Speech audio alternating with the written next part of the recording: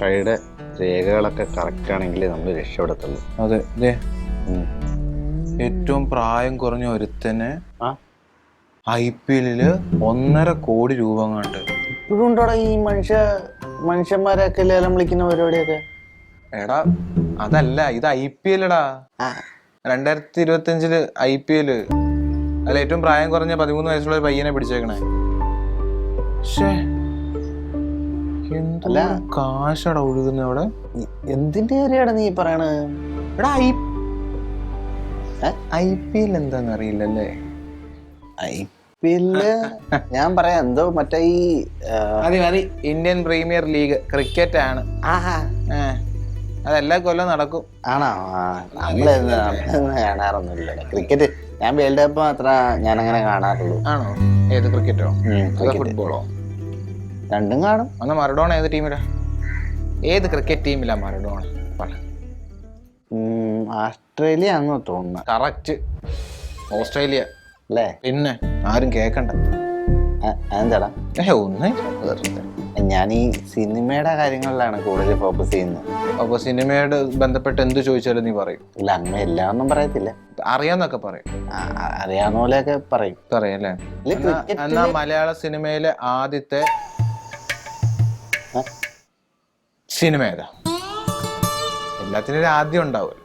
വികടകുമാരനാണോ? വികടകുമാരനോ? അല്ലേ? അല്ല അല്ലേ? അതും അറിയില്ല. എന്നാ ആദ്യത്തെ ബ്ലാക്ക് ആൻഡ് വൈറ്റ് പടം ഏതാ? ക്രിക്കറ്റിനെ കുറിച്ച് പറഞ്ഞു.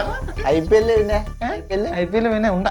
അല്ലടാ, നമുക്ക് അതറിയത്തില്ലേലും ഞാൻ വീടിന്റെ അവിടെ ഞങ്ങള് കമ്പനിക്കാരൊക്കെ ആയിട്ട് ക്രിക്കറ്റ് കളിച്ചപ്പോഴത്തേക്ക് എന്നെ ഉണ്ടല്ലോ അമ്മ അത് ഏർപ്പെടാ എന്നൊക്കെ പറഞ്ഞിട്ട് അത് കയറ്റി വിട്ടാറണ. അല്ലെങ്കിൽ ഞാനിപ്പം നല്ല അടിപൊളിയായിട്ട് കളിച്ച് ഇന്ത്യൻ ടീമിലെത്തിയേ. അതുകൊണ്ട് എന്താ ഇന്ത്യൻ ടീം രക്ഷപ്പെട്ടില്ലേ? പിന്നെ അതുകൊണ്ടല്ലേ ഇങ്ങനെ 13-14 വയസ്സുള്ള ആൾക്കാർക്ക് പുതിയ ഓപ്പർച്യൂണിറ്റി കിട്ടിക്കൊണ്ടിരിക്കുന്നത്. ഞാനും കയറി പോയനേടാ. പോയിരുന്നെങ്കിലുണ്ടല്ലോ എന്റെ കോളും. ഹലോ. ക്രിക്കറ്റിലൊക്കെ ഇപ്പൊ കോടികളാണല്ലേ. നല്ല പരിപാടിയാ. എന്ത് ഉറക്കുന്നു? ഇന്നലെ രാത്രി മൊത്തം ഇരുന്ന് ആലോചനയായിരുന്നു. എന്തിനെ പറ്റി? കണക്ക് കൂട്ടലുകൾ മാത്രം. ഉറങ്ങാൻ പറ്റില്ല. നീ എന്താ ഇപ്പൊ ഇനി കണക്ക് പഠിക്കാൻ പോകുന്ന? അതല്ല ആന്റി, ഇപ്പൊ ക്രിസ്മസ് ന്യൂ ഇയർ ഒക്കെ വരികയല്ലേ. എന്റെ മനസ്സിൽ ഇന്നലെ പെട്ടെന്ന് ഒരു ഐഡിയ അങ്ങോട്ട് വന്നു. എന്താ ഐഡിയ? കിടുക്കാച്ചി സാധനം. എന്താന്ന് പറയടി? അതായത് നമ്മളെപ്പോഴും ഒരു ബിസിനസിനെ കുറിച്ച് ആലോചിക്കുമ്പോ എപ്പോഴും അവൈലബിലിറ്റി കൂടുതലുള്ള സാധനങ്ങൾ വേണമല്ലോ ചെയ്യാൻ. അപ്പോ എന്റെ ബുദ്ധിപരമായുള്ള ഒരു ബ്രെയിനിൽ നിന്നും വന്ന ഒരു കാര്യമാണ് കേക്കിന്റെ ബിസിനസ് അങ്ങ് തുടങ്ങിയാലോ. കേക്ക് എന്ന് പറഞ്ഞാൽ എന്തൊക്കെ വെറൈറ്റി കേക്കുകളാണ് ആന്റി. ഇപ്പം ക്യാരറ്റ് കേക്ക്, മറ്റേ കുക്കുംബർ കേക്ക്, കുക്കുംബർ വെച്ച് വരെ കേക്ക് ഉണ്ടാക്കും. വേണമെങ്കിൽ നെല്ലിക്ക വെച്ച് കേക്ക് ഉണ്ടാക്കണോ, പാവയ്ക്ക വെച്ച് കേക്ക് ഉണ്ടാക്കണോ, പ്ലം കേക്ക്, ക്രീം കേക്ക്, മറ്റേ ഐസ്ക്രീം കേക്ക്. ഷോ എന്തൊക്കെ വെറൈറ്റീസ് ആണ് ആന്റി. ബാക്കിയൊക്കെ ഓക്കെ, ഈ കുക്കുംബറും പാവയ്ക്കൊക്കെ വെച്ച് എങ്ങനെയാ? അതൊക്കെ ഞാൻ കാണിച്ചു തരാം. എനിക്ക് ഇതിനെ കുറിച്ചൊക്കെ ഞാൻ ഇന്നലെ ഫുള്ള് ഇതിനെ കുറിച്ച് സ്റ്റഡി ചെയ്തിട്ടാണ് ആന്റിയോട് ഇതിനെ കുറിച്ച് സംസാരിക്കുന്നത്. അല്ല, വേറൊരു കാര്യം ചോദിച്ചോട്ടെ, ഈ കേക്ക് ബിസിനസ് ഒക്കെ ചെയ്യാനൊക്കെ പൈസ ആരും മുടക്കും? സിമ്പിൾ, അതിലേക്കാണല്ലോ ഞാൻ വരുന്നത്. അതായത് എനിക്കുള്ളത് ബുദ്ധി, പിന്നെ കഴിവ്. ആന്റിക്കുള്ളത് പണം. ഇത് രണ്ടും ചേരുമ്പോ എന്താ ഉണ്ടാവുക? നമ്മളൊരു പുതിയ ബിസിനസ് സംരംഭം, ഒരു കുടിൽ വ്യവസായം അങ്ങനെ സ്റ്റാർട്ട് ചെയ്യും. വന്നപ്പോഴേ എനിക്ക് തോന്നി എന്റെ തലക്കിട്ടുള്ള അടിയാണിതെന്ന്.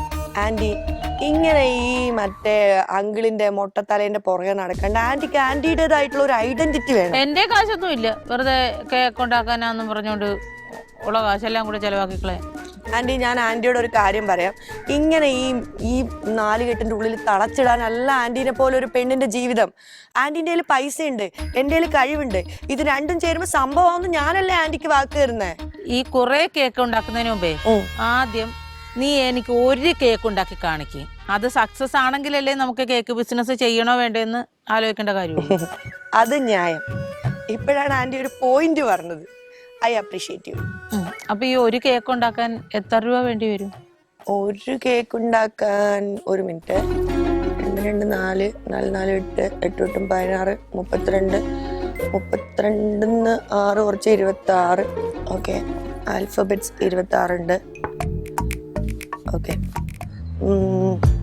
ഓക്കെ, $2,600. എത്ര? 3000 rupees. ഒരു കേക്ക് ഉണ്ടാക്കാൻ 3000 രൂപ അല്ലേ? സിമ്പിൾ. ഞാൻ വളരെ ചെലവ് കുറച്ച് ഉണ്ടാക്കാൻ പോണം. ബട്ട് ക്വാളിറ്റി സൂപ്പർ ആയിരിക്കും. അത് വേണം. അതുണ്ടാവും. അപ്പൊ ഒരു കാര്യം ചെയ്യും, മോൾ ഇവിടെ ഇരിക്കേ, ആന്റി കേക്ക് ഉണ്ടാക്കാനായിട്ടുള്ള പൈസ എടുത്തോണ്ട് വരട്ടെ. ഓക്കെ ഇരിക്കണേ, ഇവിടെ തന്നെ ഇരിക്കണേ. ഓക്കെ.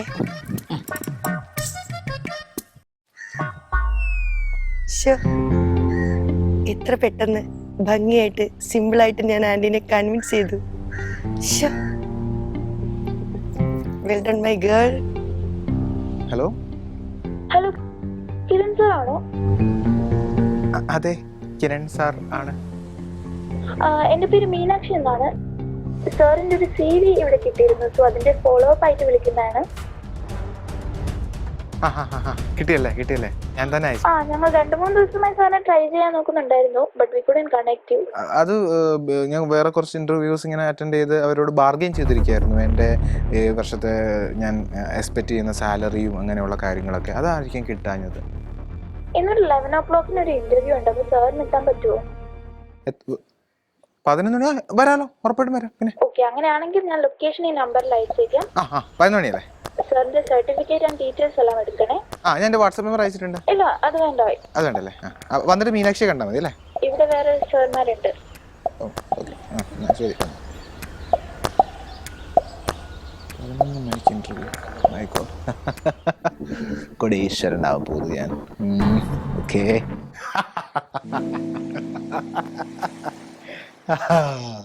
എന്താടാ ഒന്നുമില്ല. എനിക്ക് മനസ്സിലായത് നിനക്ക് പുതിയ ലൈവ് വീണല്ലേ. ഒന്ന് പോടാപ്പാ, അതൊന്നുമല്ല. ഇത് അതുക്കും മേലെ ആന്റിമാരേലും കഴിയടോ. വൃത്തിയോട് പറഞ്ഞല്ലോ, ഓണം അടിച്ചും പൊട്ടി. അല്ല, നീ ഇത്ര ഭയങ്കര ഹാപ്പി ആയിട്ട് ഇങ്ങനെ എന്തൊക്കെയായിരുന്നു പറഞ്ഞേ? നമുക്ക് ജോലിയില്ല, അല്ല എനിക്ക് ജോലിയില്ല, ഒന്നിനും കൊള്ളൂല, നാട്ടുകാർക്കൊരു ഉപകാരമില്ല, വീട്ടുകാർക്കൊരു ഉപകാരമില്ല, വാടക തരുന്നില്ല. അല്ല അല്ലേ എന്നെ ഇപ്പൊ വിളിച്ചാരെന്നറിയോ? ആരാ? ഇന്റർവ്യൂവിന് വിളിച്ചതാ. ഇന്റർവ്യൂവിന് വിളിച്ച? എന്താ വിളിച്ച്? ഇന്റർവ്യൂവിന് വിളിച്ചു, ജോലി കിട്ടി എനിക്ക്. ജോലി കിട്ടിയ? ഇന്റർവ്യൂവിനല്ലേ വിളിച്ചു? ഇന്റർവ്യൂ അറ്റൻഡ് ചെയ്തല്ലേ ജോലി കിട്ടത്തുള്ളൂ. എടാ, ഞാൻ അറ്റൻഡ് ചെയ്ത് ജോലി കിട്ടുമല്ലോ, പക്ഷെ എന്നെ വിളിച്ചല്ലോ. നീ അറ്റൻഡ് ചെയ്ത് നോക്ക്. ഇപ്പൊ ഞാൻ എന്തോ ഒരു ഓഡീഷൻ അറ്റൻഡ് ചെയ്തേക്കണ, എനിക്ക് എല്ലാ സിനിമയിലും കിട്ടിയോ? നീ ഓഡീഷനല്ല അറ്റൻഡ് ചെയ്തേക്കുന്നു, ജീവിതത്തിൽ ഒരു ഇന്റർവ്യൂ അറ്റൻഡ് ചെയ്തു. ഇന്റർവ്യൂ തന്നെയാണല്ലോ ഈ ഓഡീഷൻ. അത് രണ്ടാണ്. ഇന്റർവ്യൂ വേറെ, ഓഡീഷൻ വേറെ. എടാ, അതായത് നിനക്ക് അവിടുത്തെ ജോലിക്ക് ആപ്റ്റ് ആയിട്ടുള്ള ആളാണോ എന്നുള്ളതനുസരിച്ചാണ് അവിടെ ജോലിക്ക് എടുക്കുന്നത്, അതിനാണല്ലോ ഇന്റർവ്യൂ ചെയ്യുന്നത്. നിന്നെ ഇതുവരെ ആരും ജോലിക്ക് എടുത്തിട്ടില്ലല്ലോ. അതേപോലെ തന്നെയാണ്. അല്ല, നിന്നെ ആരും ജോലിക്ക് എടുത്തിട്ടില്ലല്ലോ. നീ ഇത്രയും ഓഡീഷന് പോയിട്ട് നിന്നെ ആർക്കും ഒരു റോള് തന്നിട്ടില്ലല്ലോ. അതൊക്കെ ആവും. അതേപോലെ ഉള്ള ഇത് ഇപ്പൊ ഇന്റർവ്യൂ ഇന്ന് 11 മണിക്ക് ഞാൻ അവിടെ ചെല്ലുന്നു, എനിക്ക് ജോലി കിട്ടുന്നു. പിന്നെ നോക്ക് മോനെ, നിന്റെയൊക്കെ ഞാൻ പുതിയ സ്ഥലം കണ്ടുപിടിക്കണം താമസിക്കാൻ. സ്ഥലം മേടിക്കൂ? ഇവിടെയൊക്കെ കളഞ്ഞിട്ട് പോവാം. അല്ലടാ, അങ്ങനെ നീ ഒറ്റയ്ക്ക് ഇവിടെ കിടന്ന് അനുഭവിക്കണം. ആരെയായിട്ട് നിന്നെ ഉണ്ടല്ലോ പിഴിഞ്ഞ് ഊറ്റിയെടുക്കും നിന്റെ ഓരോ വെള്ളം. അങ്ങനെ പറയരുത്. അങ്ങനെ തന്നെ ഞാനിതിന്റെ സ്റ്റാർ ആയി കഴിഞ്ഞാൽ നിനക്ക് പറയാമല്ലോ. നിനക്ക് ജോലി, എനിക്ക് സിനിമ, അങ്ങനെയൊക്കെ നമുക്ക് അങ്ങനെ ഇടാം. നീ അങ്ങനെ ഒരു ഇതിലൂടെ കാണാൻ സ്റ്റാർ ആവുന്ന വരെ ഞാൻ എന്റെ എല്ലാം കളഞ്ഞ് ഇവിടെ നിക്കണം അല്ലേ? അങ്ങനെ അല്ലടാ, നമ്മളിങ്ങനെ സൗഹൃദം എന്ന് പറയുമ്പോ ഇങ്ങനെയൊക്കെ അല്ലേടാ. നീ എന്താണ് സൗഹൃദത്തിന്റെ പേരൊന്നും നീ ഇപ്പൊ പറയല്ലേ? അല്ല, പൈസ ഒക്കെ കിട്ടി ഞാൻ ബാങ്ക് തിരക്ക്, കാറ് വാങ്ങും, വീട്, അവസാനം ഞാൻ പെണ്ണ് വരെ കിട്ടും. അയ്യോ വേണ്ട, ഞാൻ ഇത് പോയി നിത്യയോട് പറയാം. നീ ഇപ്പൊ ഒന്നും പറയണ്ട. നിത്യയോട് പറഞ്ഞിട്ട് അവളുടെ മൈൻഡിൽ എന്താണെന്ന് മനസ്സിലാക്കിയിട്ട് വേണം എനിക്ക് അവളും കൂടെ ഒരു സ്ഥലം നോക്കി ജീവിതം തുടങ്ങാം. അയ്യോ, ഫുൾ പ്ലാനിങ് ആയി. കാട് കയറി അങ്ങ് പോവാണല്ലോ. നീ എങ്ങോട്ട് പോണേ? ആര് നിനക്ക് അവിടുത്തെ ജോലി പറ്റുമോ, അവിടെ പട്ടിപ്പണിയാണോന്നൊക്കെ നീ ആദ്യം നോക്ക് പോയിട്ട്. മോനെ സാലറി എത്രന്നറിയോ? എത്ര? 1 ലക്ഷം രൂപ മാസം എണ്ണി കൈ തരും.